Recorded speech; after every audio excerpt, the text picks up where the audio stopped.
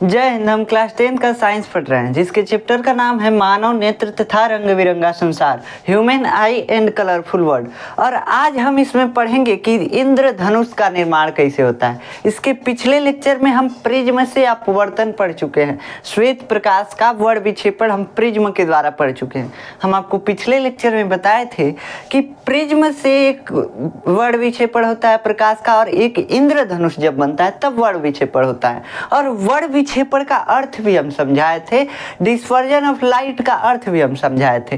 Dispersion of light क्या है? Dispersion of light वह चीज है जिसमें लाइट जो है अपने कलर में डिवाइड हो जाता है। जितने कलर से मिल के बना होता है वो अपने कलर में डिवाइड होता है, यानी जितने रंग से मिल के प्रकाश बना होता है, जितने रंगों से मिल के व्हाइट लाइट बना होता है, सफेद प्रकाश बना होता है, वो अपने रंगों में विभाजित हो जाता है। तो हम बताए थे आपको कि प्रकाश जो है 7 रंगों से मिलके बना होता है। कितने रंगों से? 7 रंगों से। कौन कौन सा? विबग्योर, VIBGYOR, विबग्योर, यही था ना colour. Violet, indigo, blue, green, yellow, orange, red. ठीक, इसको बोलते हैं, वायलेट को बोलते हैं बैगनी, इंडिगो को जामुनी, ब्लू को नीला, ग्रीन को हरा, वाई को पीला, ऑरेंज को नारंगी और रेड को लाल। ठीक, तो यही 7 कलर होते हैं प्रकाश में। मेनली 7 कलर पाए जाते हैं प्रकाश में। तो जो जिस कलर से मिल के प्रकाश बना होता है उसमें टूट जाना, उसमें बिखर जाना क्या कहलाता है? डिस्पर्जन ऑफ लाइट कहलाता है। क्या कहलाता है? Dispersion of light. अब मान लीजिए एगो कपल है, किस किस चीज़ से मिलके बना होगा? एक मान लीजिए एक छोटका होगा, एक छोटकी होगी। ठीक, तो ये बिखर जाएंगे सब, मान लीजिए बिखर जाएंगे सब, तो क्या होगा? तो ये इनका डिस्पर्जन हो गया। डिस्पर्जन मतलब एक्चुअल में देखा जाए तो डिस्पर्जन मतलब बिखराव होता है। मार्कर है, खोल खाल के फेंक दिए, बिखराव हो गया, इसका डिस्पर्जन हो गया। ठीक, ऐसे यहाँ पे डिस्पर्जन ऑफ लाइट हुआ है, मतलब जिस चीज से मिल के बना है प्रकाश उसको तोड़ तोड़ के और फैला दिया गया है, उसी को बोलते हैं डिस्पर्जन ऑफ लाइट। जैसे मार्कर को तोड़ तोड़ के फैला दीजिए, डिस्पर्जन ऑफ मार्कर हो जाएगा। ठीक, तो डिस्पर्जन ऑफ लाइट मतलब जिससे प्रकाश मिल के बना है ना, उसी में उसको तोड़ देना, विभाजित कर देना, डिस्पर्जन ऑफ लाइट यानी प्रकाश का वर्ण विक्षेपण कहलाता है। ठीक, अब हम पिछले लेक्चर में आपको प्रिज्म से बताए थे कि प्रिज्म से कैसे होता है अपवर्तन और कैसे वर्ण विक्षेपण उसमें हो जाता है। ठीक, तो हम इसका कारण भी बताए थे प्रिज्म में कि हर एक कलर के प्रकाश का अपवर्तनांक अलग अलग होता है, जिसके कारण हर एक कलर का प्रकाश अलग अलग एंगल पे विचलित होता है। मतलब जैसे कि हम प्रिज्म बनाए थे यहाँ पे। ठीक, तो यहाँ से लाइट गया था और ये 7 रंग में विभाजित हुआ था। अभी बताया है विबग्योर। ठीक, 7 रंग में विभाजित हुआ था, रेड, ऑरेंज, इंडिगो, ब्लू वगैरह, सारा 7 रंग। ठीक, तो यहाँ पे 7 रंग में जब विभाजित हुआ था तो इन 7 रंगों में विभाजित होने का इसका कारण क्या था? आखिर मिल के सब 7 रंग का प्रकाश मिल के व्हाइट लाइट बनाया था। अब उसको हम छेड़छाड़ के काहे 7 रंग में कैसे हम बिखेर पाए? आखिर इसको कैसे हम तोड़ पाए? ठीक, अब मान लीजिए कोई अगर जोड़े में है तो उसको तोड़ना थोड़ा मुश्किल होता है ना। आखिर तोड़े कैसे? किस तरीका, कौन सा तरीका लगा के तोड़े?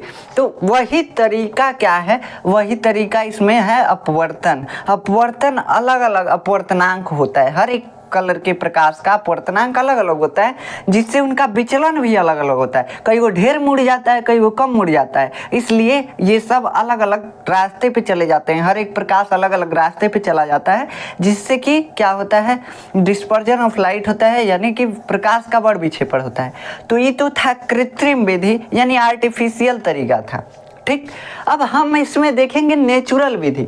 नेचुरल विधि में क्या होता है? आप देखे होंगे रेनबो कभी कभार, कई को तो नहीं देखे होंगे, सब हम जानते हैं। रेनबो यानी आकाश में कई कलर का ऐसे बिखरा हुआ रहता है, इसे गोले टाइप में, चाप टाइप में।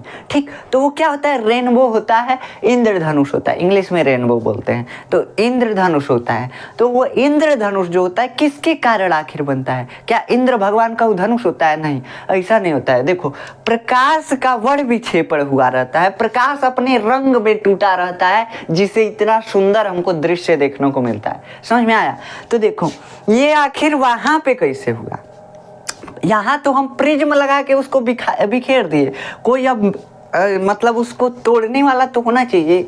मान लो कोई रह रहा है साथ में, तो उसको तोड़ने वाला एक रीजेंट होना चाहिए, मतलब एक झगड़ा लगाने वाला होना चाहिए, तभी दोनों अलग होंगे सब। वैसे ही प्रकाश जो है इसको भी तोड़ना है, साथ में 7 कलर रह रहे हैं सब, और 7 कलर को अलग अलग तोड़ना है तो कोई चाहिए। तो यहाँ पे हम कृत्रिम विधि में प्रिज्म रख दिए थे, जिससे क्या हो गया था, प्रकाश का वर्ण विक्षेपण हो गया था। अब ऊपरा क्या रखेंगे, आकाश में जो बन रहा है वर्ण विक्षेपण हो रहा है, उसमें क्या हो रहा है, वहां पे ले जाकर कोई प्रिज्म रख दिया है बड़का, नहीं।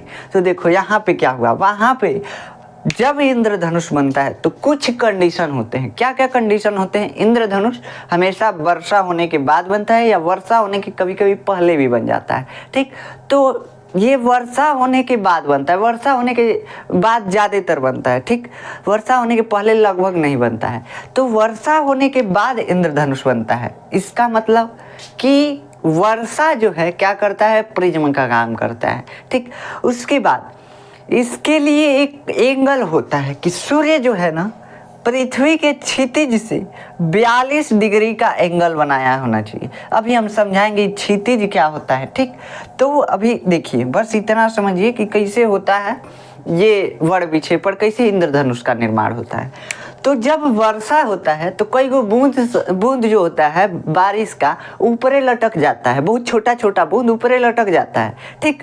तो ऊपरे मतलब हवा में नमी आ जाती है। जैसे अब कहेंगे हवा में कैसे पानी लटकेगा, देखो अगर हम फ्रिज में से बोतल निकाल के रख दें तो बोतल के ऊपर पानी आ जाता है। काहे से कि हवा जैसे टकराती है ठंडी होती है, और जैसे ठंडा होता है हवा, तुरंत उसमें जो मॉइस्चर होता है, पानी होता है, बोतल पे आने लगता है, बूंद बूंद टाइप में। का बोतल से बाहर ही निकलता है पानी, नहीं, ये जो हवा में नमी रहता है आसपास, वही नमी जो है बोतल पे इकट्ठा हो जाता है, ठीक। तो ये नमी कैसे रहता है, हवा में भाप के रूप में रहता है। ऊपर होगा तो कुछ भारी भाप के रूप में हो जाएगा, लगभग ड्रॉपलेट के बराबर हो जाएगा। ड्रॉपलेट मतलब पानी के बूंद के बराबर, समझ में आ गया।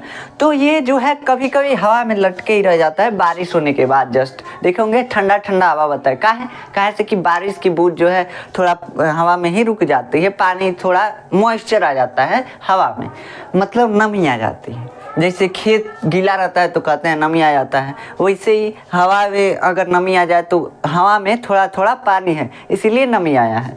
अब देखो क्या होता है, सूर्य का प्रकाश जब उन बूंदों पे पड़ता है, जो बूंद हवा में लटक गई हैं सब, उस पे सूर्य का जब प्रकाश पड़ता है तो ये पानी का बूंद जो है अब अपने को मानने लगता है प्रिज्म है, मतलब प्रिज्म की तरह ये व्यवहार करने लगता है, प्रिज्म की तरह व्यवहार करने लगता है। हालांकि थोड़ा सा अलग व्यवहार करता है। प्रिज्म क्या करता था, ये प्रकाश को 7 कलर में विभाजित कर देता है, यही करता है प्रिज्म, ठीक। लेकिन ये जो है बस विभाजित नहीं करता है, उसको परावर्तित भी कर देता है। पानी की बूंद जो है उसको परावर्तित भी कर देता है। तो जब सूर्य से प्रकाश की किरण पानी की बूंद पर पड़ती है तो यह क्या होती है, अपवर्तित होती है। क्या होती है बाबू, अपवर्तित होती है। लेकिन अपवर्तन के बाद ये क्या करती है, उसको रिफ्लेक्ट कर देती है। टोटल इंटरनल रिफ्लेक्शन होता है। देखो पानी की बूंद क्या करती है, सूर्य का प्रकाश जैसे आता है उसको 7 कलर में तोड़ देती है, विभाजित कर देती है। कौन कौन सा कलर, यहाँ से देखो VIBGYOR,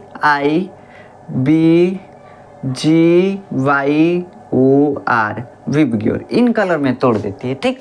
तो ये मान लीजिए ये पानी का बूंद है, यहाँ से प्रकाश की किरण आ रही है, ये 7 रंग में किरण टूट गया, जौने जौने रंग के प्रकाश से बना था ये सफेद प्रकाश, उसमें टूट गया। अब इसके बाद क्या होता है, पानी की बूंद टोटल इंटरनल रिफ्लेक्शन कर देती है। अब इसके बारे में हम पिछले चैप्टर में आपको बता चुके हैं। हालांकि टोटल इंटरनल रिफ्लेक्शन जो है आपके सिलेबस में है, ये नहीं है, हम सही बताए तो हम ऐसे आपको एडवांस में काहे बताए थे, कहीं काम आएगा यही खातिर बताए थे, समझ में आया। तो देखो यहाँ पे काम आ गया, क्या, टोटल इंटरनल रिफ्लेक्शन। तो टोटल इंटरनल रिफ्लेक्शन हम फिर एक बार और बता देते हैं। आप जानते हैं कि प्रकाश का अपवर्तन होता है। कैसे अपवर्तन होता है, प्रकाश जब एक मीडियम से, लाइट जब एक मीडियम से दूसरे मीडियम में जाता है, एक माध्यम से, जैसे हवा से मान लीजिए पानी में घुसा तो इसे आ रहा है प्रकाश का किरण सूर्य से, तो हवा में था, हवा से कहीं समुद्र में पानी में घुस गया, तो जैसे पानी में घुसेगा इसका अपवर्तन हो जाएगा। क्या हो जाएगा? अपवर्तन हो जाएगा। अपवर्तन में क्या होता है? जब विरल माध्यम से यानी हल्का माध्यम से घना माध्यम में, जैसे देखो हवा के कण बहुत दूर दूर होंगे, अब पानी के कण बहुत पास पास होंगे, तो सघन कौन है? घना कौन है? घना कौन कण है बाबू? पानी का। तो पानी का कण जो है घना है, तो ये सघन माध्यम है। ठीक, तो देखो यहाँ पे प्रकाश का कण हवा में आ रहा है, तो हवा क्या हो गया? विरल माध्यम। विरल, देखो विरल का मतलब जैसे आप सुने होंगे वीरान वाला एगो गाना था, तो आप सुने होंगे विरल, वीरान से आया है शब्द। वीरान मतलब खाली खाली, खाली खाली, एकदम पूरा खाली। ऐसे ही देखो वीरान का मतलब खाली खाली होता है, मतलब इसमें बहुत दूर दूर कण है, बहुत मतलब डेंस मीडियम नहीं है, घना माध्यम नहीं है। ठीक, तो इसलिए इसको विरल माध्यम बोलते हैं, मतलब कि पतला माध्यम है। अब मान लो पानी है और उसी में चीनी डाल के चाशनी बना दी, तो पानी पतला है कि चाशनी पतला है? चाशनी मोटा है, पानी पतला है, तो पानी क्या हो गया? पानी हो गया विरल माध्यम। और सघन माध्यम, घन माध्यम कौन सा है? तो ये चाशनी जो है सघन माध्यम है, डेंसर मीडियम है। समझ में आया? तो देखो यहाँ पे ये विरल माध्यम हो गया हवा। ठीक, विरल माध्यम। और नीचे अगर पानी में घुसा प्रकाश, तो पानी क्या हो गया? सघन माध्यम, मतलब घना माध्यम। ठीक, अब क्या होगा? इसका अपवर्तन होगा। जैसे प्रकाश एक माध्यम से एक कोनो चीज में चलता रहेगा, जैसे हवा में चल रहा है तो ठीक है, सीधा सीधी निकलेगा, लेकिन जैसे दूसरका में प्रवेश करेगा, मान लो कि कांच में, ऐसे कांच का हम खिड़की लगा दिए, उसमें जैसे प्रवेश करेगा उसका अपवर्तन होगा।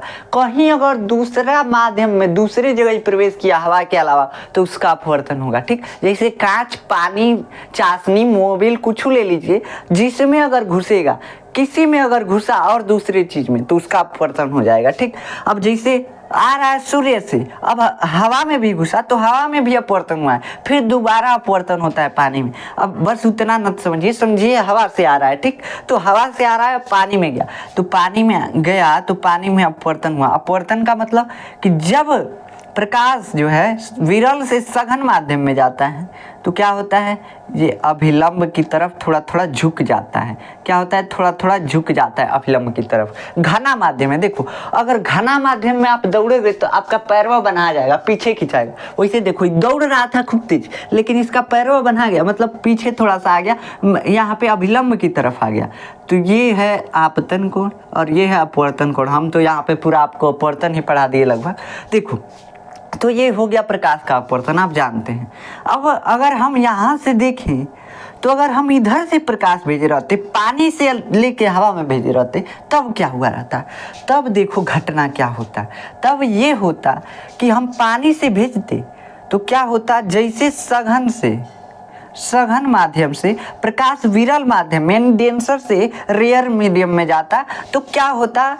इसका अपवर्तन होता। कहाँ से? कि जब देखो एगो से दूसरा में ढुकेगा तो उसका अपवर्तन होगा। देखो कहाँ से? अगर हवा से आया पानी में तो अपवर्तन होगा, पानी से हवा में अपवर्तन होगा, पानी से कांच में अपवर्तन होगा। कहीं भी एगो से दूसरका में अगर जाएगा तो उसका अपवर्तन निश्चित है। ठीक, तो यहाँ पे क्या हुआ? यहाँ पे जा रहा है पानी से हवा में, उल्टा जा रहा है मान लो, तो इसका अपवर्तन होगा। अपवर्तन मतलब कि ये कहीं अभिलंब की तरफ झुकेगा या अभिलंब से दूर हटेगा। तो इसे मान लो गया पानी से हवा में, तो अभिलंब की तरफ झुकेगा नहीं, इस बार क्या होगा? अभिलंब से दूर हटेगा। कहाँ से? कि सघन से विरल में गया है। ठीक, तो ये हम आपको बताए हैं। अब मानो हम ये आर एंगल को बढ़ाते जाएं, क्या करें? आर एंगल को और बढ़ा दें, तो ये जो है आई एंगल और बढ़ जाएगा, आप जानते हैं। ठीक, आई एंगल और बढ़ जाएगा, मतलब सॉरी आर यहाँ पे नहीं रहेगा, यहाँ पे आई रहेगा। जब यहाँ से आएंगे तो ऊपर आई और नीचे आ, लेकिन नीचे से जा रहे हैं, जिधर से जा रहे हैं उधर आई रहता है, और जिधर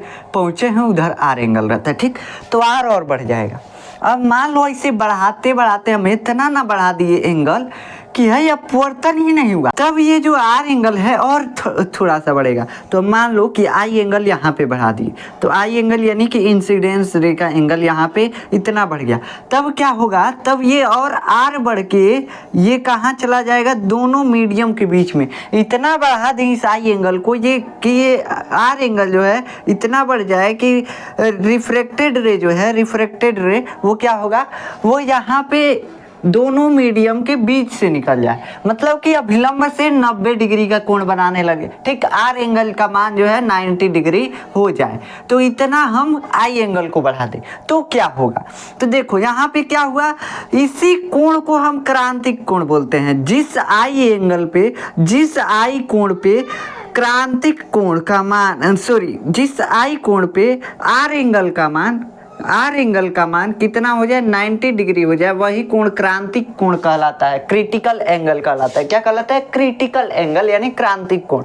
तो देखो यहाँ पे क्या हुआ, यहाँ पे हुआ अभी हल्का सा रिफ्लेक्शन हुआ है, मतलब हल्का सा हम आई एंगल को थोड़ा सा बढ़ा दिए हैं, जिससे ये जो आर एंगल है ये इतना बढ़ गया है कि ये जो अपवर्तित होना चाहिए था किरण को, ये अपवर्तित ना होके दोनों माध्यम के बीच से यानी पानी और हवा के बीच से निकल गया है, तो ये क्रांतिक कोण कहलाएगा आई एंगल, जिस कोण पे ऐसा होने लगे, ठीक। अब मान लो कि हमको ऐसा लग रहा है कि तनी मनी और ही आई एंगल बढ़ाएंगे तो ये किरण जो है वापस चला आएगा, किसमें? पानी में, पानी से जाके पानी में वापस चला आएगा। तब क्या होगा, तब हम ऐसा ट्राई करते हैं, कोशिश करते हैं, तो देखते हैं हल्का सा और आई एंगल को बढ़ा देते हैं, हल्का सा और इंसिडेंस रे को क्या कर देते हैं, बढ़ा करके इसके एंगल को भेज देते हैं। अब देखो जब आई एंगल यानी आपतन कोण का मान बढ़ा तो ये अपवर्तन कोण का भी मान बढ़ेगा। जो 90 डिग्री अपवर्तन कोण का मान था अब ये और बढ़ गया। तब क्या हुआ, ये पानी से गया था किरण और पानी में ही चला आया। क्या हुआ, पानी से गया था किरण और पानी में ही चला आया, हवा में घुसा ही नहीं। तो अब क्या होगा, यही जो है यही कहलाता है टोटल इंटरनल रिफ्लेक्शन यानी पूरा आंतरिक परावर्तन। तो पूरा आंतरिक परावर्तन क्या है, वह एक ऐसा कोण होता है कि ऐसा विशेष कोण होता है जिस पर प्रकाश की किरण अपवर्तित ना होकर के पुनः उसी माध्यम में वापस चली आती है। क्या कहलाता है, टोटल इंटरनल रिफ्लेक्शन यानी पूर्ण आंतरिक परावर्तन। वह कोण क्या होता है, वह कोण होता है क्रांतिक कोण से ज्यादा, सॉरी यहाँ पे 90 डिग्री हम लिखते हैं, आई बराबर क्रांतिक कोण बोला जाता है। मतलब देखो आई का मान हम इतना बढ़ा दें कि ये जो आर का मान है 90 डिग्री हो जाए, तो उसी पर 90 डिग्री जब आर का मान हो जाएगा तो उसी पर जितना आई होगा, आई का मान, आपतन कोण का मान, उसी को हम बोलेंगे क्रांतिक कोण। क्या बोलेंगे, क्रांतिक कोण यानी क्रिटिकल एंगल, ठीक। और आर एंगल जो है ये 90 डिग्री होना चाहिए, तो उसी पे जितना आई बनेगा उसको क्रांतिक कोण। अब उससे तनी मनी बढ़ा दिए हैं, तो बढ़ाए हैं तो क्या हुआ है, क्रांतिक कोण ना बना के और उससे अधिक एंगल ये बनाने लगा है आर, यानी 90 प्लस बनाने लगा है, 90 डिग्री प्लस कुछ बनाने लगा है, ठीक। तो इसी को हम बोलते हैं पूर्ण आंतरिक परावर्तन, टोटल इंटरनल रिफ्लेक्शन। तो इसको होने के लिए क्या चाहिए, एंगल आई का मान क्रांतिक कोण से बड़ा होना चाहिए। क्रांतिक कोण से जब तनी मनी भी बढ़ेगा तो ये दूसरे माध्यम में नहीं घुसेगा प्रकाश, पहिलके में वापस चला आएगा। समझ में आया, तो यही होता है टोटल इंटरनल रिफ्लेक्शन। अब क्या हो रहा था, देखो जब भी प्रकाश की किरण, हम एक बार फिर से बता देते हैं, जब भी प्रकाश की किरण सघन माध्यम से विरल माध्यम में जाती है तो वह अभिलंब से दूर हटने लगती है। तो हम क्या करते हैं, हम जानते हैं कि ऐसे भेज रहे हैं तो तनी मनी दूर हट रहा है, और ही दूर करके भेजें और ही दूर हटेगा, और ही दूर करके भेजें और ही दूर हटेगा। एक एंगल ऐसा आएगा, आई एंगल एक ऐसा आएगा जिस पर आर का मान 90 डिग्री हो जाएगा बढ़ते बढ़ते, तब उसी आई एंगल को हम क्रांतिक कोण बोलेंगे, क्रिटिकल एंगल बोलेंगे। अब हम तनी मनी और ही बढ़ाए तो हम देख रहे हैं कि यहाँ पे हो गया बवाल। क्या बवाल हुआ, अपवर्तन होने के बजाय परावर्तन हो गया, रिफ्लेक्शन हो गया, ठीक। तो यही जो है यही क्या कहलाता है, total internal reflection. Total internal reflection होने के लिए, पूर्ण आंतरिक परावर्तन होने के लिए क्या जरूरी है, क्रांतिक कोण से बड़ा कोण होना चाहिए, ठीक, इतना जरूरी है। अब ये हो गया आपका पूर्ण आंतरिक परावर्तन। अब हम समझते हैं इंद्रधनुष कैसे बनता है, इसका काम है इंद्रधनुष में, इसीलिए हम समझा रहे हैं। अब देखो यहाँ पे ये बन रहा है इंद्रधनुष। मान लो पानी की बूंद आसमान में कहीं लटक गई, ठीक। तो क्या हुआ, इसके बाद सूर्य का प्रकाश जैसे पानी के बूंद पे पड़ा, पानी का बूंद अपने आप को प्रिज्म समझने लगा, प्रिज्म की तरह व्यवहार करने लगा। तो क्या किया, प्रिज्म क्या करता है, प्रकाश के किरण को 7 रंगों के प्रकाश में विभाजित कर देता है।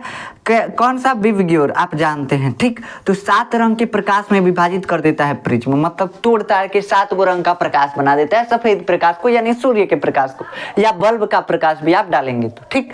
तो इतना समझ में आता है। अब क्या हुआ, अब हम देख रहे हैं कि पानी का बूंद जो है ड्रॉपलेट जो है यो प्रिज्म की तरह व्यवहार कर रहा है, प्रिज्म जैसा व्यवहार कर रहा है। तो ये भी क्या कर रहा है, प्रकाश के किरण को, सूर्य के प्रकाश के किरण को या बल्ब के प्रकाश की किरण को ये भी 7 रंगों में तोड़ दे रहा है। यहाँ तक समझ में आ रहा है। लेकिन दूसरा का ही क्या कर रहा है, ये टोटल इंटरनल रिफ्लेक्शन भी कर रहा है। काहे टोटल इंटरनल रिफ्लेक्शन कर रहा है, काहे से कि इसको इसका सीक्वेंस उल्टा करना है। अभी बता रहे हैं क्या करता है। ये क्या करता है, अब वापस इसे सीधा ना भेज के इसको टोटल इंटरनल रिफ्लेक्शन करके फिर वापस भेज देता है, यानी उल्टा भेज देता है। ठीक, तो क्या हुआ, यहाँ पे बनता है यही इंद्रधनुष, यही निकलता हुआ प्रकाश जो दिख रहा है यही इंद्रधनुष का फॉर्मेशन करता है, इंद्रधनुष बनाता है, रेनबो बनाता है। अभी टोटल इंटरनल रिफ्लेक्शन का मतलब क्या है, जैसे यहाँ पे पूरा आंतरिक परावर्तन हुआ था वैसे यहाँ पे भी पूरा आंतरिक परावर्तन हुआ। अब जब पूरा आंतरिक परावर्तन हुआ तो क्या हुआ, हम देखें कि जब प्रिज्म में क्या हो रहा था, डिस्पर्जन ऑफ लाइट हो रहा था, मतलब प्रकाश का वर्ण विक्षेपण हो रहा था। तो इसमें जो सीक्वेंस था रंगों का, प्रकाश के रंगों का सीक्वेंस क्या था, विवग्योर, VIVGYOR, मतलब सबसे ऊपर था लाल और सबसे नीचे था बैंगनी। ठीक, अब इस रेनबो में क्या होता है, इस इंद्रधनुष में क्या होता है, इसका ठीक उल्टा हो जाता है, एकदम इसके सीक्वेंस को उलाट देता है। रेनबो क्या करता है, एकदम इसके सीक्वेंस को उलाट देता है, मतलब बैंगनी ऊपर चला जाता है, लाल नीचे चला आता है।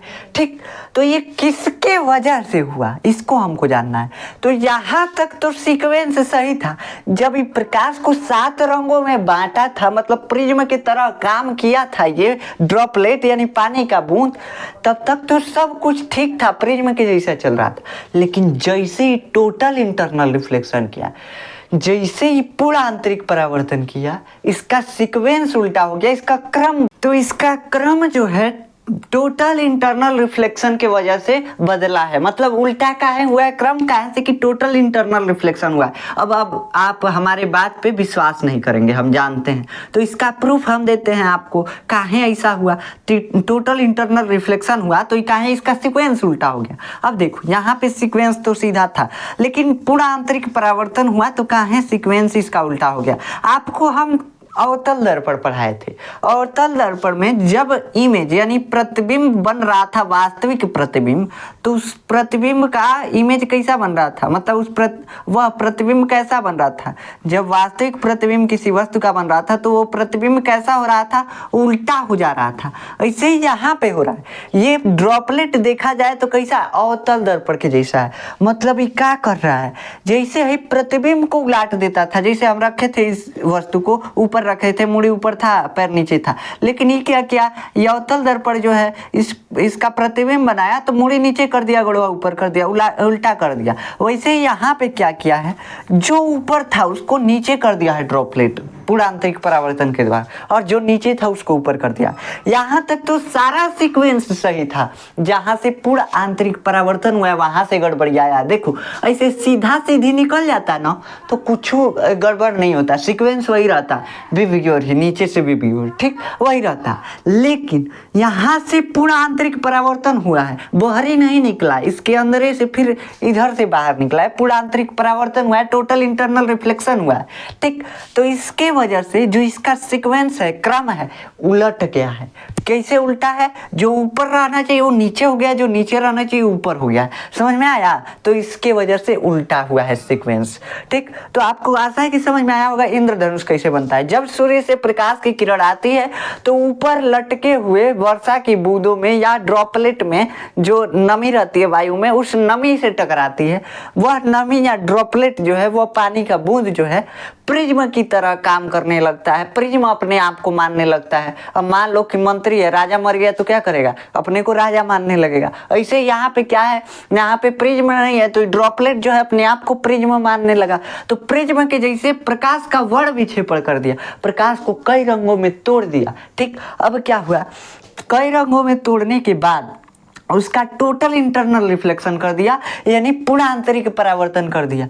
अब यहाँ तो कलर तो अलग हो गया था, लेकिन पूर्ण आंतरिक परावर्तन इसके सीक्वेंस को उल्टा करने के लिए कर दिया। ठीक, तो यहाँ पे इसका सीक्वेंस उल्टा हो गया, क्रम उल्टा हो गया। अब देखो ये इंद्रधनुष जो है इसके बनने के कुछ स्पेसिफिक स्टेज होते हैं, मतलब विशेष स्थितियां होती हैं। क्या क्या होना चाहिए, तो जैसे हम बना रहे थे यहाँ पे, तो यहाँ पे क्या हो रहा था, हम टोटल इंटरनल रिफ्लेक्शन करा रहे थे। तो टोटल इंटरनल रिफ्लेक्शन यानी पूर्ण आंतरिक परावर्तन कब हो रहा था, जब एंगल आई का मान क्रांतिक कोण से बड़ा हो रहा था। जब एंगल आई का मान क्रांतिक कोण से बढ़ जा रहा था तब जाके टोटल इंटरनल रिफ्लेक्शन हो रहा था, यानी क्रांतिक कोण से बड़ा स्पेसिफिक एंगल चाहिए। तो इसमें भी एक स्पेसिफिक एंगल चाहिए होता है, ये मतलब इंद्रधनुष बनने के लिए। वह एंगल क्या होता है, क्षितिज से 42 डिग्री। अभी क्षितिज क्या होता है, नया वर्ड क्या आया, देखो क्षितिज क्या होता है। क्षितिज जो है जहाँ पे हमको आसमान और धरती मिलता हुआ दिखे वही जो है वही रेखा क्षितिज कहलाता है। देखो जैसे हमारे पास से दिख रहा है कि आसमान धरती जाके हुए तो मिल गए हैं सब, ऐसे बचपन में लगता था। जैसे आगे जाते थे एकदम हमको धोखा मिल जाता था, एकदम हम उदास हो जाते थे और ही दूर चला जाता था। सोचते थे फिर और दूर जाएंगे मिलेगा, नहीं मिलता था। कितना भी दूर चले जाइए मिलता नहीं था, बस हमको लगता था कि मिल रहा है, प्रतीत होता था, मतलब हमको बेवकूफ बनाया जा रहा था। तो जहां पे आसमान और धरती मिलता हुआ हमको लगे वहीं से हम अगर अपने पास तक रेखा खींचे तो वही रेखा क्षितिज कहलाएगी। समझ में आया, तो कुछ दूरी पे जाके क्षितिज यानी इतना दूर क्षितिज हो जाएगा हमारे पास से, और जहां पे आसमान मिलता हुआ प्रतीत हो रहा है धरती से, ठीक लग रहा है हमको। तो क्षितिज से मान लो कि ये पृथ्वी है, ठीक, यहाँ पे आसमान हमको यहाँ पे मिलता हुआ दिख रहा है, हम यहाँ खड़े हैं, तो यहाँ से यहाँ तक हो गया क्षितिज। ठीक, यहाँ से यहाँ तक मान लीजिए ऐसे हो गया क्षितिज। ठीक, अब इस क्षितिज से इस रेखा से क्षितिज से एंगल जो है 42 डिग्री होना चाहिए, 42 डिग्री का कोण बनना चाहिए। अब ये 42 डिग्री का कोण कब बनता है, या तो सुबह में बन सकता है या तो शाम को बन सकता है 42 डिग्री का कोण। ठीक, ये जो है दोपहर में ये काम नहीं हो सकता है। दोपहरिया में चाहेंगे कि इंद्रधनुष बन जाए तो नहीं बनेगा। कहें कैसे कि 42 डिग्री का एंगल ही नहीं बनेगा तो बने कैसे। तो ये इंद्रधनुष कब बनता है, सुबह में बनता है या शाम को बनता है। सुबह में बनेगा तो पश्चिम दिशा में। ये इंद्रधनुष जो होता है सूर्य के ठीक विपरीत दिशा में बनता है। ठीक, मान लो सूर्य पूरब में है सुबह में, तो पश्चिम में बनेगा सुबह में इंद्रधनुष। शाम को पश्चिम में है तो ये इंद्रधनुष पूरब की ओर बनेगा, मतलब सूर्य के ठीक विपरीत दिशा में बनता है इंद्रधनुष। तो ये आपको समझ में आया। अब इंद्रधनुष बनने के लिए वर्षा की बूंदों का होना जरूरी है, तो वर्षा जो जब होता है उसके जस्ट बाद इंद्रधनुष बनता है। ठीक, तो इंद्रधनुष कब बनता है, वर्षा होने के जस्ट बाद इंद्रधनुष बनता है। तो आपको आशा है कि समझ में आया होगा इंद्रधनुष कब, कैसे और क्यों बनता है। ठीक, अगर आपको इसका नोट्स चाहिए तो आप जाकर डिस्क्रिप्शन में देखेंगे, वहाँ पे पीडीएफ लिंक दिया होगा, आप वहाँ से जाकर डाउनलोड कर सकते हैं। इंद्रधनुष बनने के जो स्टेज हैं, जो मतलब स्पेसिफिक स्टेज हैं, उसके बारे में भी आप जान गए होंगे। इस वीडियो को बनाने के लिए हमको 4 बार रुकना पड़ा है, 4 बार में रिकॉर्ड किए, इतना ज़्यादा गर्मी है, इसीलिए छोटा छोटा टॉपिक बेस पढ़ा रहे हैं। ठीक, तो कम देर का वीडियो बना रहे हैं। तो आप अगर नोट्स चाहते हैं इसका तो आप जाकर डिस्क्रिप्शन में देखेंगे तो वहाँ पे मिल जाएगा, लेकिन नोट्स से आप कोशिश कीजिएगा कि आप अपना नोट्स ना बनाएं, यहाँ से ही बनाएं, वीडियो देखकर अपने मन से बनाएं। ठीक, वो सबसे बेटर होगा, आपको याद भी नहीं करना पड़ेगा, कभी दोहराना भी नहीं पड़ेगा अगर आप नोट्स अपने मन से बना लेते हैं तो, ये गारंटी है। ठीक, तो अगर आपको नोट्स बनाना है तो बना लीजिएगा यहाँ से पीडीएफ से भी, लेकिन कोशिश कीजिएगा कि हम बनाएं वीडियो देखने के बाद, जस्ट वीडियो देख करके और नोट्स अपना तैयार करते रहें। ठीक, अब हम अगले लेक्चर में पढ़ेंगे तारों के टिमटिमाने के बारे में, कैसे तारा टिमटिमाता है, ट्विंकलिंग ऑफ स्टार। ठीक, और उसके बाद हम पढ़ेंगे, जानते हैं क्या होता है, सूर्य जो होता है उगने से पहले हमको दिखने लगता है, डूबने के बाद तक दिखता है, ऐसा काहे होता है, इसके बारे में हम देखेंगे। सूर्य का रंग लाल क्यों दिखाई देता है शाम को या सुबह में, इसके बारे में भी हम पढ़ेंगे। ठीक, तो इसके बारे में हम कल नेक्स्ट लेक्चर में पढ़ेंगे, और उसके बाद हम प्रकाश का प्रकीर्णन पढ़ेंगे, स्कैटरिंग ऑफ लाइट पढ़ेंगे। ठीक, तो मिलते हैं नेक्स्ट लेक्चर में, तब तक के लिए जय हिंद।